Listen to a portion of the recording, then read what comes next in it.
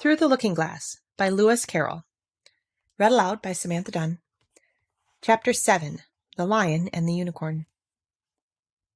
The next moment, soldiers came running through the wood, at first in 2s and 3s, then 10 or 20 together, and at last in such crowds that they seemed to fill the whole forest. Alice got behind a tree for fear of being run over, and watched them go by. She thought that in all her life she had never seen soldiers so uncertain on their feet. They were always tripping over something or other, and whenever one went down, several more always fell over him, so that the ground was soon covered with little heaps of men. Then came the horses. Having 4 feet, these managed to be better than the foot soldiers, but even they stumbled now and then, and it seemed to be a regular rule that whenever a horse stumbled, the rider fell off instantly. The confusion got worse every moment, and Alice was very glad to get out of the wood into an open place, where she found the White King seated on the ground, busily writing in his memorandum book. "I've sent them all," the king cried in a tone of delight, on seeing Alice. "Did you happen to meet any soldiers, my dear, as you came through the wood?" "Yes, I did," said Alice. "Several thousand, I should think." 4,207. That's the exact number, the king said, referring to his book. "I couldn't send all the horses, you know, because 2 of them were wanted in the game. And I haven't sent the 2 messengers either. They're both gone to the town. Just look along the road and tell me if you can see either of them." "I see nobody on the road," said Alice. "I only wish I had such eyes," the king remarked in a fretful tone, "to be able to see nobody, and at that distance, too.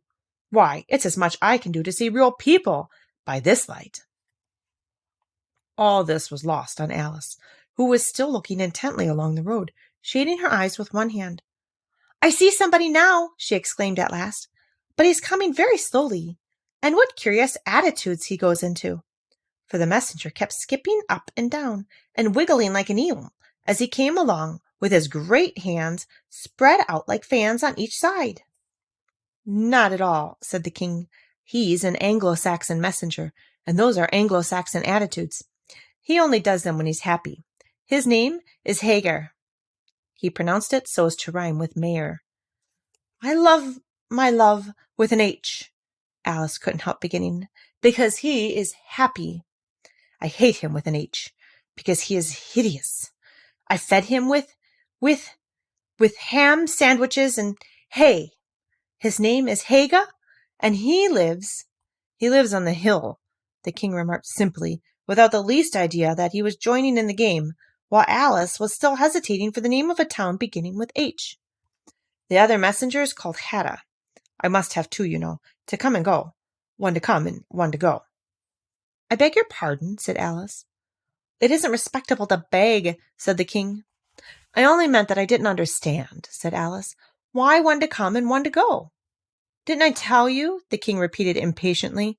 "I must have 2, to fetch and carry. One to fetch and one to carry." At this moment the messenger arrived. He was far too much out of breath to say a word, and could only wave his hands about, and make the most fearful faces at the poor king.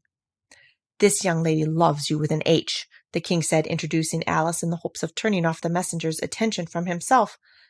But it was no use. The Anglo-Saxon attitudes only got more extraordinary every moment, while the great eyes rolled wildly from side to side. "You alarm me," said the king. "I feel faint. Give me a ham sandwich." On which the messenger, to Alice's great amusement, opened a bag that hung round his neck, and handed a sandwich to the king, who devoured it greedily. "Another sandwich," said the king. "There is nothing but hay left now," the messenger said, peeping into the bag. "Hay, then," the king murmured in a faint whisper. Alice was glad to see that it revived him a good deal. "Well, there's nothing like eating hay when you're faint," he remarked to her as he munched away. "I should think throwing cold water over you would be better," Alice suggested, "or some sal volatile." "I didn't say there was nothing better," the king replied. "I said there was nothing like it," which Alice did not venture to deny. "Who did you pass on the road?" the king went on, holding out his hand to the messenger for some more hay. "Nobody," said the messenger. "Quite right," said the king. "This young lady saw him too. So, of course, nobody walks slower than you." "I do my best," the messenger said in a sulky tone. I'm sure nobody walked much faster than I do. He can't do that, said the king, or else he'd have been here first. However, now you've got your breath. You may tell us what's happened in the town. I'll whisper it, said the messenger, putting his hands to his mouth in the shape of a trumpet, and stooping so as to get close to the king's ear. Alice was sorry for this, as she wanted to hear the news too. However, instead of whispering, he simply shouted at the top of his voice, They're at it again! Do you call that a whisper? Cried the poor king, jumping up and shaking himself. If you do such a thing again, I'll have you buttered. It went through and through my head like an earthquake. It would have to be a very tiny earthquake, thought Alice. Who are at it again? She ventured to ask. Why, the lion and the unicorn, of course, said the king. Fighting for the crown? Yes, to be sure, said the king. And the best of the joke is that it's my crown all the while. Let's run and see them. And they trotted off, Alice repeating to herself as she ran the words of the old song. The lion and the unicorn were fighting for the crown. The lion beat the unicorn all round the town. Some gave them white bread, some gave them brown. Some gave them plum cake and drummed them out of town. Does the one that wins get the crown? She asked as well as she could, for running was putting her quite out of breath. Dear me, no, said the king. What an idea! Would you be good enough, Alice panted out, after running a little further, to stop a minute, just to get one's breath again? I'm good enough, the king said, only I'm not strong enough. You see, a minute goes by so fearfully quick. You might as well try to stop a bandersnatch. Alice had no more breath for talking, so they trotted on in silence, till they came in sight of a great crowd, in the middle of which the lion and unicorn were fighting. They were in such a cloud of dust that at first Alice could not make out which was which, but she soon managed to distinguish the unicorn by his horn. They placed themselves close to where Hadda, the other messenger, was standing watching the fight, with a cup of tea in one hand and a piece of bread and butter in the other. He's only just out of prison and hadn't finished his tea when he was sent in, Hagar whispered to Alice. And they only give them oyster shells in there, so you see he's very hungry and thirsty. How are you, dear child? He went on, putting an arm affectionately around Hadda's neck. Hadda looked round and nodded and went on with his bread and butter. Were you happy in prison, dear child? Said Hagar. Hadda looked round once more, and this time a tear or two trickled down his cheek, but not a word would he say. Speak, can't you? Hagar cried impatiently, but Hadda only munched away and drank some more tea. Speak, won't you? Cried the king. How are they getting on with the fight? Hadda made a desperate effort and swallowed a large piece of bread and butter. They're getting on very well, he said in a choking voice. Each of them has been down about 87 times. Well, then I suppose they'll soon bring the white bread and the brown, Alice ventured to remark. It's waiting for him now, said Hadda. This is a bit of it as I'm eating. There was a pause in the fight just then, and the lion and the unicorn sat down, panting, while the king called out, 10 minutes allowed for refreshments. Hagar and Hadda set to work at once, carrying rough trays of white and brown bread. Alice took a piece to taste, but it was very dry. I don't think they'll fight any more today, the king said to Hadda. Go and order the drums to begin. And Hadda went bounding away like a grasshopper. For a minute or two, Alice stood silent, watching him. Suddenly she brightened up. Look, look, she cried, pointing eagerly. There's the White Queen, running across the country. She came flying out of the wood over yonder. How fast those queens can run! Well, there's some enemy after her, no doubt, the king said, without even looking round. The wood's full of them. But aren't you going to run and help her?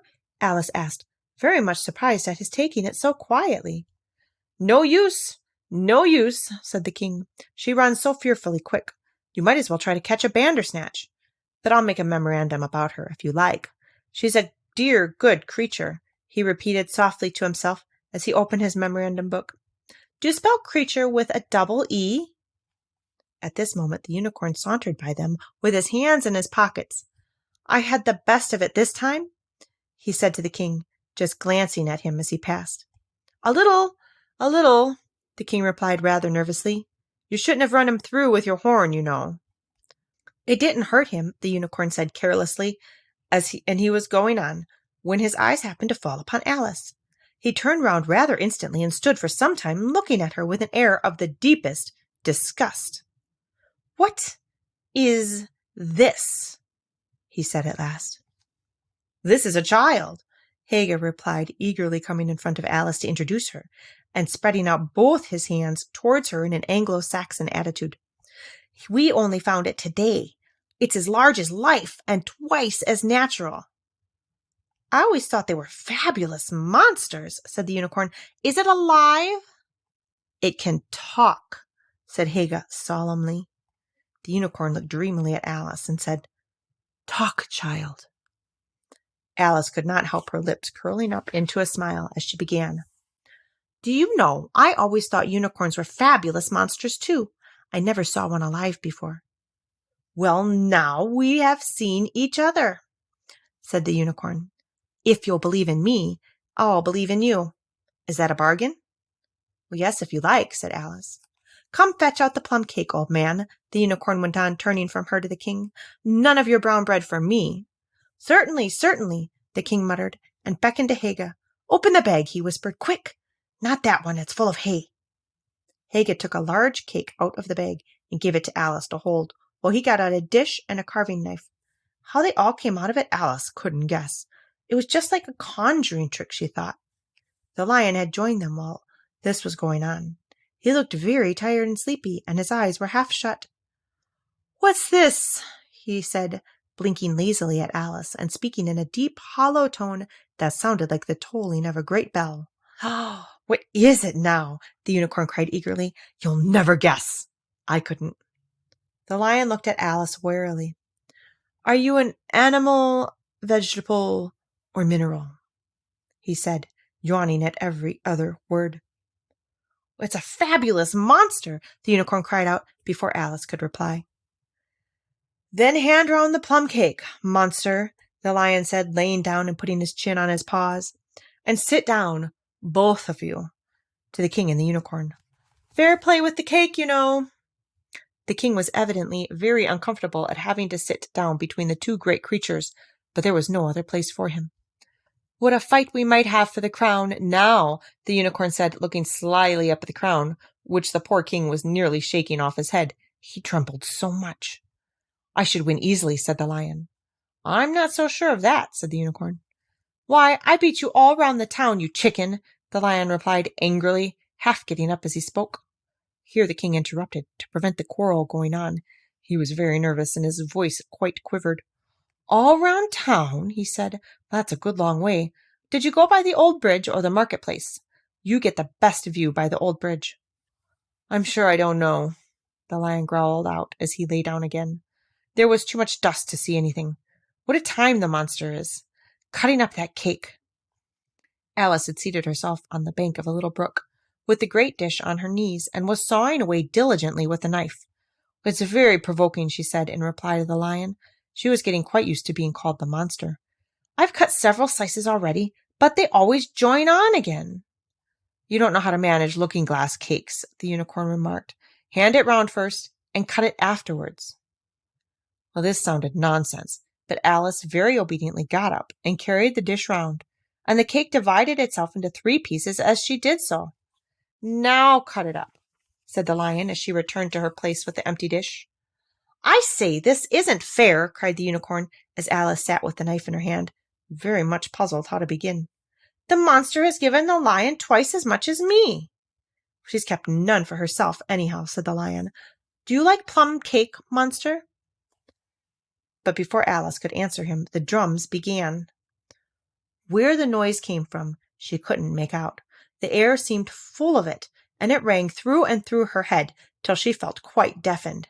She started to her feet and sprang across the little brook in her terror, and had just time to see the lion and unicorn rise to their feet with angry looks at being interrupted in their feast, before she dropped to her knees and put her hands over her ears, vainly trying to shut out the dreadful uproar.